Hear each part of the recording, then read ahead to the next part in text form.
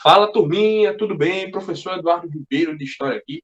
E hoje vamos retomar o nosso conteúdo que iniciamos na aula passada sobre a Grécia Antiga.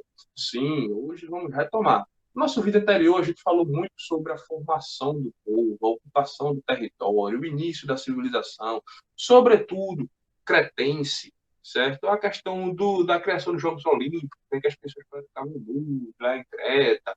Falamos sobre o mito do Minotauro, outra coisa muito interessante que vai permanecer até hoje, né, na nossa sociedade, sempre comparando, né, as questões, inclusive, de adultério com o touro, por conta muito disso, né, que o Minotauro é fruto de uma relação desta.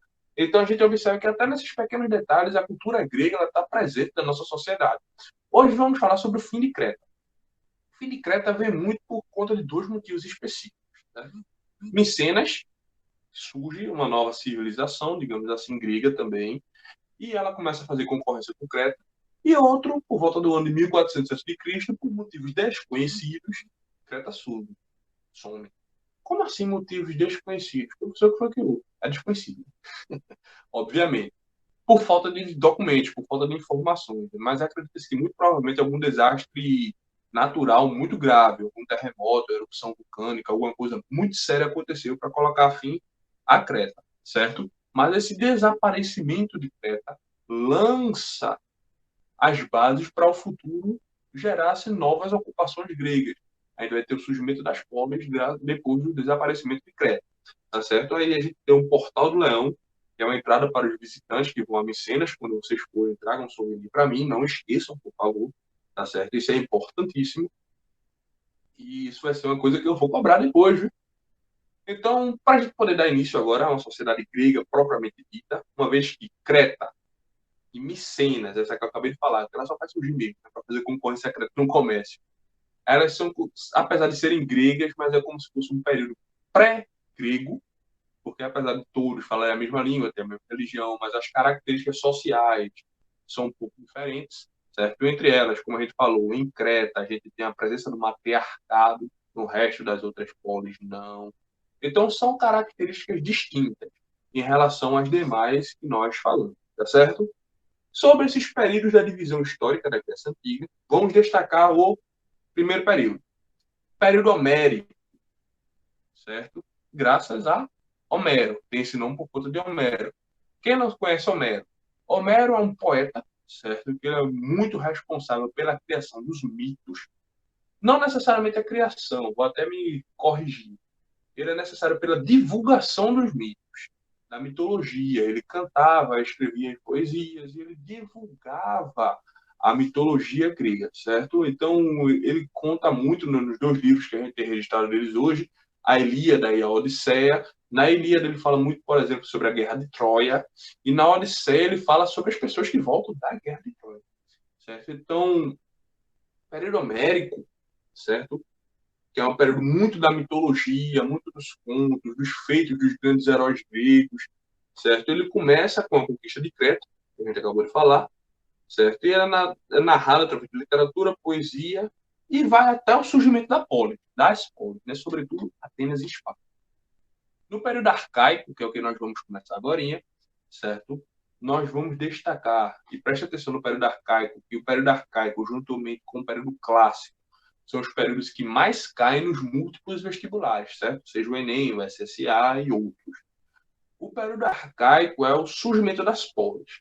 Certo? Então a gente tem o surgimento do comércio, do conceito de tirania, que a ideia de tirania grega não é o mesmo conceito de tirania como a gente entende hoje. Nossa, aquele líder político como tirano. Não é desta mesma forma, não é este mesmo entendimento. Certo? E ainda no período arcaico que nasce a filosofia, certo? A filosofia ela nasce, Tales de Mileto e né, os filósofos pré-socráticos.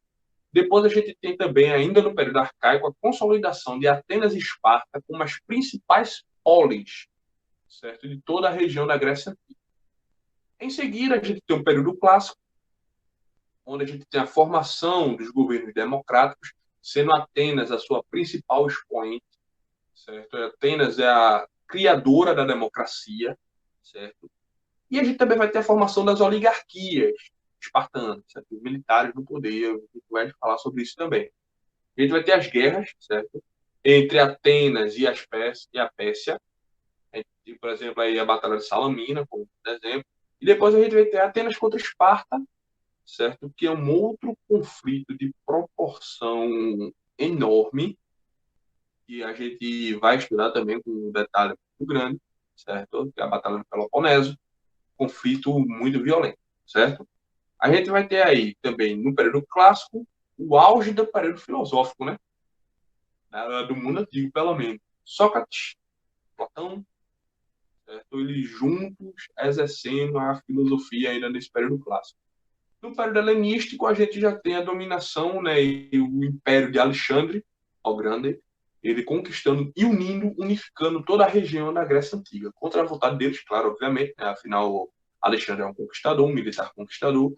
E a gente tem também a presença do filósofo Aristóteles, né, que Aristóteles é professor de Alexandre o Grande. Bom, então vamos lá, né, falar especificamente agora dos períodos. Período Homérico, tá aí o retratozinho de Homero, certo? Ele é o responsável, pelo menos, pela divulgação, né, em registro escrito desses poemas mitológicos, a Ilíada e a Odisseia. Foi o cara que narrou a Guerra de Troia, que na Ilíada, no livro de Homero, não existe a presença do cavalo de madeira, né? Isso não é uma coisa de Homero, isso é um imaginário popular que surgiu posterior ao registro da Ilíada, mas na Ilíada propriamente dito, Homero ele não cita o cavalo de Troia em momento algum. Isso é uma coisa que vem a posteriori, é uma coisa que vem depois. Ah, professor, mas eu assisti o filme e no filme tem um cavalo de Troia. Que bom para você, é verdade. O filme tem um cavalo de Troia. Mas não é um pensamento, não é uma narrativa homérica, certo? Isso só surge depois. São complementos, certo? Se a gente fosse pensar no momento atual, dar um exemplo de uma literatura, né, de um conto que surge, por exemplo, a gente pega Stan Lee, né, criador de grandes personagens da Marvel Comics. Muito do que ele pensou ainda continua existindo, mas outros escritores vieram depois e saíram adicionando suas próprias ideias e complementaram a história. É o caso de Homero, certo? A própria criação do cavalo de Troia não é uma coisa que ele coloca na Ilíada, isso surge mais posteriormente, certo? E a gente também ainda tem no período homérico a formação dos gêneros. O que seriam gêneros? São famílias, clãs, que eram chefiados enquanto ainda não havia um governo central e uma polis, um governo, né, para tutorar. Esses gêmeos é como se fossem os patriarcas lá dos hebreus, certo? Como se fosse também os nomes lá no Egito Antigo, antes do faraó. São as famílias, né, que se autogovernam, né? Os clãs, que eles se administram. Aí a gente tem um exemplo nesse slide que vocês estão vendo, um exemplo de uma cerâmica com imagens, certo? De uma carruagem, e a gente tem a estátua de Homero. O professor, ele era desse jeito, difícil dizer, né?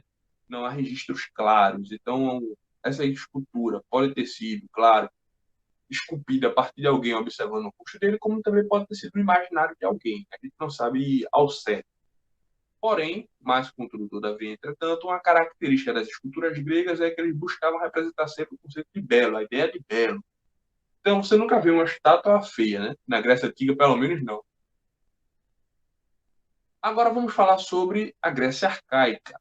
Como eu tinha dito a vocês, entre a ideia de Grécia, propriamente dita, o momento arcaico e o momento, certo, clássico, o período arcaico e o período clássico são os períodos mais importantes dentro dessa perspectiva de vestibulares, Enem, SSA e outros. Então, assim, a política e a economia dessa Grécia arcaica. A gente tem a formação das polis. O que seria uma polis? Uma polis, pessoal, é uma cidade-estado. Que aí o que seria uma cidade-estado? Seria uma cidade que ela tem liberdade político-administrativa para se gerenciar da forma que acha melhor. Ela tem um líder, que esse líder pode tomar todas as atitudes, lideranças e governabilidade dela. A gente tem um líder que ele pode governar da forma que acha mais justo, correto.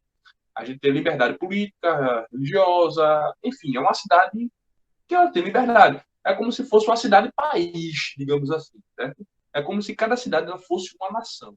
Ao mesmo que a gente parar para pensar que, um exemplo hipotético, né? Obviamente isso não existe. Recife fosse uma cidade que se auto-administrasse, né? Hoje, no Brasil, não funciona nesse modelo, né? O município deve obediência ao governo estadual e eles devem obediência, né, a leis geradas dentro de um âmbito federal. Na Grécia Antiga, as cidades elas têm autonomia político-administrativa.